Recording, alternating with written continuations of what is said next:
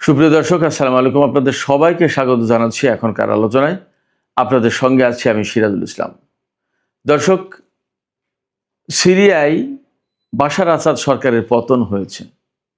সেখানে এমন একটা সরকার ক্ষমতা এসেছে যে সরকারের উপরে কারোর ভিন্ন মাত্রার প্রত্যাশা ছিল, আর কেউ কেউ জানে এই সরকার সিরিয়ার স্বার্থ রক্ষা করতে পারবে না। কেন স্বার্থ রক্ষা করতে পারবে না?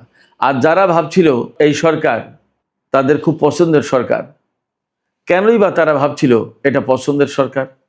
আর এই যে সিরিয়ার প্রেসিডেন্ট আহমেদ আল সারা, যার নানামুখী কথা কর্মকাণ্ড নিয়ে মুসলিম বিশ্বে বেশ বড় রকমের বিতর্ক সৃষ্টি হয়েছে।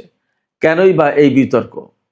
তুরস্কের সিরিয়ার রাজনীতিতে বিশেষ করে এই আহমেদ আল সারাকে ক্ষমতায় বসানোর ক্ষেত্রে তুরস্কের প্রেসিডেন্ট রজব তাইয়েব এরদোগানের বিশেষ ভূমিকা ছিল।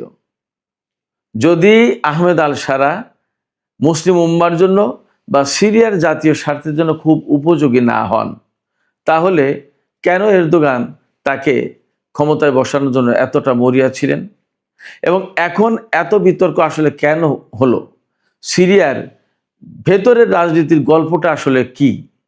সুপ্রিয় দর্শক, আজকের এই ভিডিওতে আমরা সিরিয়ার ভেতর বাইরের মূল গল্পের আদ্যপান্ত জানার চেষ্টা করব। আহমেদ আল সারার বাস্তবতা, অনেক বর্তমান যে রাজনৈতিক কর্মকাণ্ড, বর্তমান যে অবস্থান, এইগুলো আমি আপনাদের সামনে চেষ্টা করব যথেষ্ট পরিষ্কার করে দেওয়ার জন্য। আশা করি আপনারা শেষ পর্যন্ত সঙ্গে থাকবেন। আর ভিডিও যদি ভালো লাগে তাহলে লাইক, কমেন্ট, শেয়ার করবেন এবং চ্যানেলটি সাবস্ক্রাইব করে সাথেই থাকবেন। দর্শক, 2013-14 সালের দিকে ইরাক এবং সিরিয়ায় হঠাৎ করে আবির্ভূত হলো পাগড়ি পরা একদল যোদ্ধার, যারা ইসলাম কায়েম করবে, যারা খেলাফত প্রতিষ্ঠা করবে এবং ইসলামী শাসন ব্যবস্থা সেই খোলাফায়ে রাশেদিনের সোনালী অধ্যায় ফিরিয়ে আনবে। ইরাক এবং সিরিয়ায় অসম্ভব দ্রুত গতিতে তারা ঢুকে পড়ল এবং বানের পানির মতো অসম্ভব দ্রুত গতিতে চারিদিকে ছড়িয়ে পড়ল। সিরিয়ার বিরাট অংশ তাদের কন্ট্রোলে নিয়ে নিল, ইরাকের বিরাট অংশ কন্ট্রোলে নিয়ে নিল। মাথায় পাগড়ি, বেশিরভাগই কালো, বেশ বড় বড় দাড়ি, গায়ে জুব্বা, দেখতে একেবারেই ইসলামী আমলের লোকজনের মতো, ইসলাম অনুসরণকারী লোকজনের মতো। দেখে বোঝার উপায় নেই তারা মুসলমান নয়, তারা মুসলিম উম্মার জন্য কাজ করছে না, তারা সত্যিকারের খেলাফত প্রতিষ্ঠা করতে আসেনি। তাদের চেহারা, সুরত, এগুলো দেখে বোঝার কোনো উপায় ছিল না। ঘোষণাটা তারা খুব মুখরোচক দিয়েছিল, খেলাফত কায়েম। সারা বিশ্বের সাধারণ মুসলমানরা ব্যাপকভাবে তাদের এই বক্তব্য, তাদের এই চিন্তা চেতনা, তাদের এই কথাকে গ্রহণ করলো, একেবারে বলা যায় গোগ্রাসে গিলল। কিন্তু পেছনে থেকে গেল অনেক কালো অধ্যায়, ইতিহাসের অনেক সম্ভাব্য কাহিনী। কি সেই কালো অধ্যায় এবং কি সেই সম্ভাব্য করুণ কাহিনী? কালো অধ্যায় হলো এই যে যারা খেলাফত প্রতিষ্ঠার নামে বানের পানির মতো ছড়িয়ে পড়লো ইরাক এবং সিরিয়ায়, তারাই অল্প কিছুদিনের ভেতরেই এমনভাবে মানুষ হত্যা শুরু করলো, নারীদের ধর্ষণ করলো, এমনভাবে অত্যাচার, নির্যাতন, নিপীড়ন চালালো এবং এমনভাবে জোর জবরদস্তি করলো, সরকারি বাহিনীগুলোকে নাস্তানাবুদ করে দেওয়ার চেষ্টা করলো এবং তাদের কর্মকাণ্ডের ভেতর দিয়ে খুব অল্প সময়ের ভেতরে পরিষ্কার হয়ে গেল এরা খেলাফত প্রতিষ্ঠা করতে আসেনি, এরা কারোর হয়ে বিশেষ কোনো এজেন্ডা বাস্তবায়ন করতে এসেছে। খুব দ্রুতই বিষয়গুলো অনেকের কাছেই স্পষ্ট হয়ে গেল। বিশেষ করে ইরান এই বিষয়টি খুব দ্রুত বুঝে ফেলল এবং এর পাল্টা ব্যবস্থা নেওয়া শুরু করলো। অনেকে ইরানকে এই খেলাফত প্রতিষ্ঠাকারীদের বিরুদ্ধ শক্তি বলে তখন প্রচার শুরু করলো এবং এই ব্যাপারে, অর্থাৎ খেলাফত প্রতিষ্ঠাকারী সকল যে লোকজন, তাদের পক্ষে পাশ্চাত্য এবং আরব অঞ্চলের গণমাধ্যমগুলো একেবারে চোখ বন্ধ করে সমর্থন দিল, নানানভাবে তাদের কর্মকাণ্ডকে বৈধ করলো এবং ইরান যেটা করতে চাইলো অর্থাৎ তাদেরকে প্রতিরোধ করার চেষ্টা করলো। সিরিয়ার প্রেসিডেন্ট বাশার আল আসাদ তিনি প্রতিরোধ করার চেষ্টা করলেন। ইরাকের তখন মালিকি সরকার, সম্ভবত নুরি আল মালিকি, তারা প্রতিরোধ করার চেষ্টা করলেন। সবাইকে তখন ইসলাম বিরোধী আখ্যা দেয়া হলো, মুসলিম বিরোধী, মুসলিম স্বার্থের বিরোধী এটা চেষ্টা করা হলো প্রতিষ্ঠা করার জন্য। কিন্তু বাস্তবতা আসলেই নির্মম এবং এই কথিত খেলাফত প্রতিষ্ঠাকারী কারা ছিল তাদের বিষয় পরিষ্কার হয়ে গেল। এবং পরিষ্কার হলো সবচেয়ে এই বিষয়টি যে এরা প্রকৃতপক্ষে মুসলমানদের স্বার্থে তো নয়ই, বরং মুসলমান এবং ইসলামদের ধ্বংস করার জন্য এসছেন। তারা যে সমস্ত উগ্রবাদী সন্ত্রাসবাদী কর্মকাণ্ডে জড়িয়ে পড়লো, যেগুলো করতে থাকলো, তাতে সারা বিশ্বের কাছে এই মেসেজ যেতে থাকলো যে ইসলাম বুঝি এমনই, ইসলাম বুঝি এমন উগ্রবাদী, এমন সন্ত্রাসী। অতএব তারা যে প্রকৃতপক্ষে ইসলামকে সর্বনাশ করতে এসেছে, এইটা একটা পর্যায়ে গিয়ে মানুষের কাছে পরিষ্কার হলো। এর ভেতরে ইরাক এবং সিরিয়ায় হাজার হাজার মানুষ প্রাণ দিল। শুরু হলো লড়াই। একপাশে পশ্চিমা এবং আরব বিশ্বের ব্যাপক সমর্থনপুষ্ট, তুরস্কের সমর্থনপুষ্ট এই আইএস, এবং এখান থেকে অনেকগুলো ফ্র্যাকশন তৈরি হলো। হায়াতে তাহরির শাম, এরকম অনেকগুলো সংগঠন হলো, যার কোনোটার পেছনে তুরস্ক, কোনোটার পেছনে আমেরিকা, কোনোটার পেছনে ইসরায়েল, কোনোটার পিছনে আরব বিশ্ব, এইভাবে। বাট সবারই চূড়ান্ত লক্ষ্য সিরিয়া থেকে বাশার আল আসাদ সরকারকে হটাও। ইরাকে তারা খেলাফত কায়েম করেছে এবং অন্যায়, অনাচার, নির্যাতন, হত্যা, ধর্ষণ এগুলো চালিয়ে যাচ্ছে। ইরাকে আসা মানেই হচ্ছে ইরানের সীমান্তে একদম। তখন ইরানের তো গায়ে জ্বালা ওঠার কথা। আলটিমেটলি ইরানও রুখে দাঁড়ালো এবং এই কাজে সিরিয়ার প্রেসিডেন্ট বাশার আল আসাদ ইরান এবং রাশিয়ার সমর্থন চাইলো, সাহায্য চাইলো।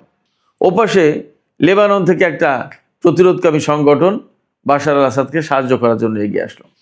শুরু হলো তুমুল লড়াই।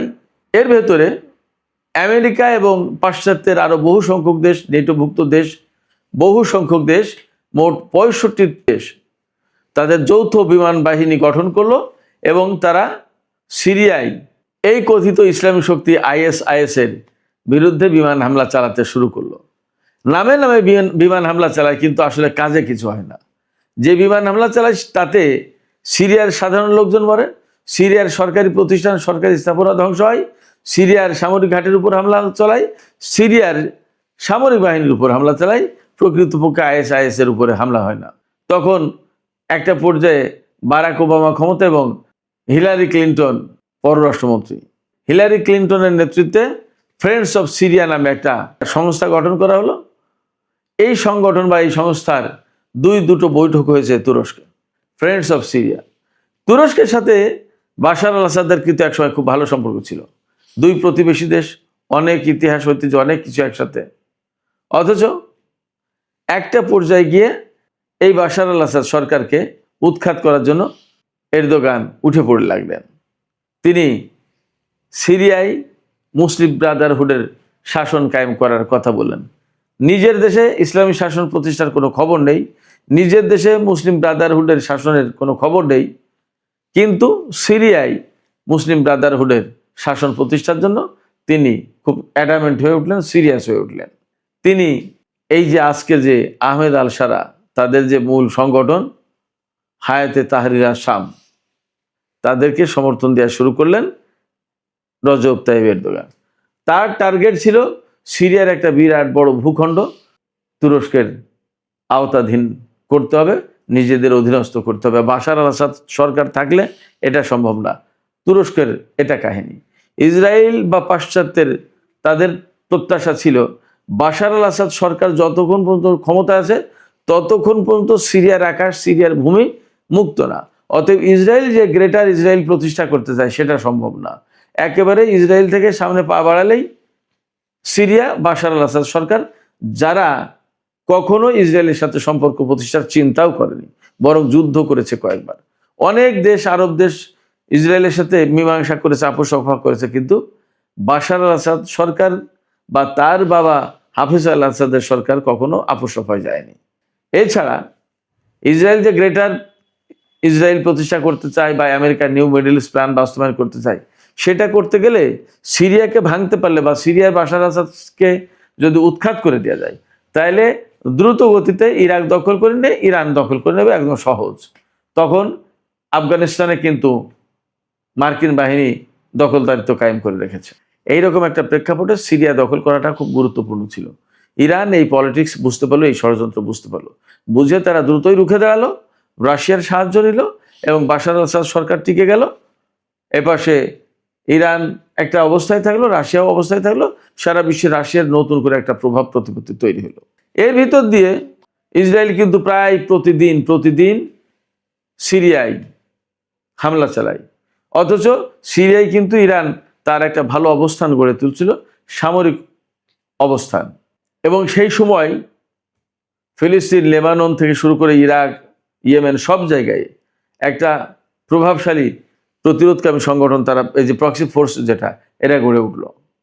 এই ভেতরে ইরানি কনসুলেটে হামলা চালালো ইসরায়েল, যাতে ইরান প্রতিশোধ হিসেবে ইসরায়েলে হামলা চালালো। শুরু হলো ইসরায়েল এবং ইরান যুদ্ধ, ইতিহাসের নতুন অধ্যায়।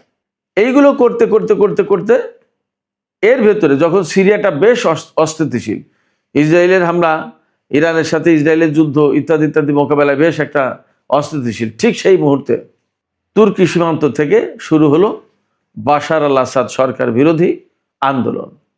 একেবারে পঙ্গপালের মতো লেলিয়ে দেওয়া হলো। খুব একটা নাজুক সময়ে, যখন ইরান, রাশিয়া, বাশার আল আসাদ সরকার বা অত্র অঞ্চলের যে সমস্ত প্রতিরোধকামী সংগঠন যারা ইসরায়েল এবং আমেরিকার বিরুদ্ধে কাজ করে, তাদের বিরুদ্ধে লেলিয়ে দেওয়া হলো। তুরস্ক এই কাজটা করলো, এরদোগান। এবং তখন এমন পরিস্থিতি যে তাদের বিরুদ্ধে যদি সিরিয়ার আসাদ সরকার সামরিক বাহিনী নিয়ে যুদ্ধ শুরু করে, তাহলে সিরিয়ায় রক্ত গঙ্গা বয়ে যায়, অর্থাৎ সিরিয়ায় প্রচন্ড রকমের হানাহানি, মারামারি শুরু হয়।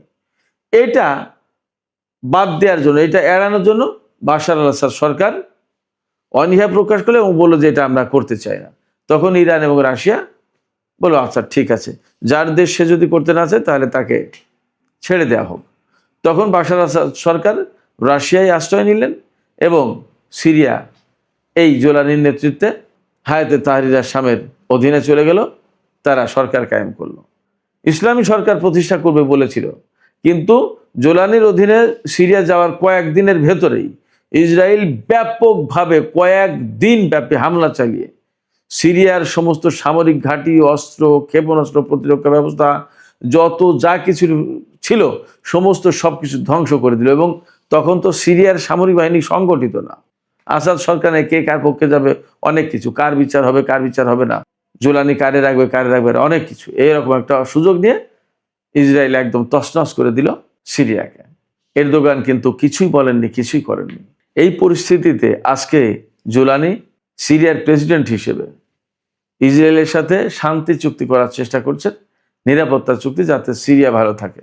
ইসরায়েলের হাতে যেখানে গ্রেটার ইসরায়েল প্রতিষ্ঠা করার পরিকল্পনা, পাশ্চাত্যের দেশগুলোর হাতে যখন নিউ মিডল ইস্ট প্ল্যান বাস্তবায়নের পরিকল্পনা, তখন জোলানি ইসরায়েলের সাথে শান্তি চুক্তি করে তার দেশে শান্তি নিশ্চিত করতে পারবে, এটা কি সম্ভব?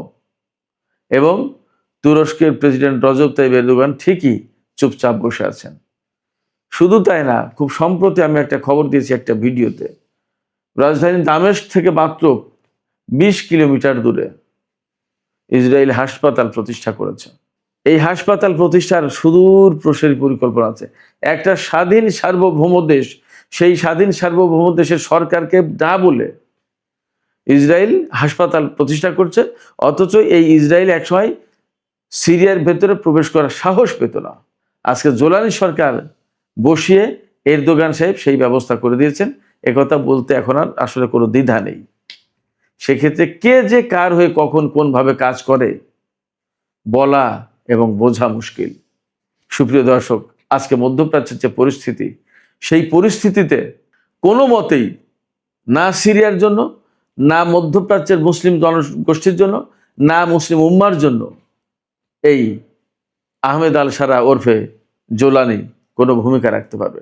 বরং তিনি কারো কারো হাতের পুতুল হয়ে সিরিয়ার প্রেসিডেন্টের পদ অলঙ্কৃত করেছেন।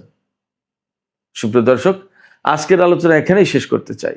আলোচনা শেষের আগে আমি আপনাদের কাছে জানতে চাই, আপনাদের মতামত বুঝতে চাই যে আহমেদ আল সারা বা ওরফে জুলানি যিনি, তিনি কি আসলেই সিরিয়ার জাতীয় স্বার্থ রক্ষা করতে পারবেন, নাকি তিনি আসলে অন্য কোনো শক্তির পুতুল হয়ে কাজ করছেন? আপনাদের কি মনে হয়?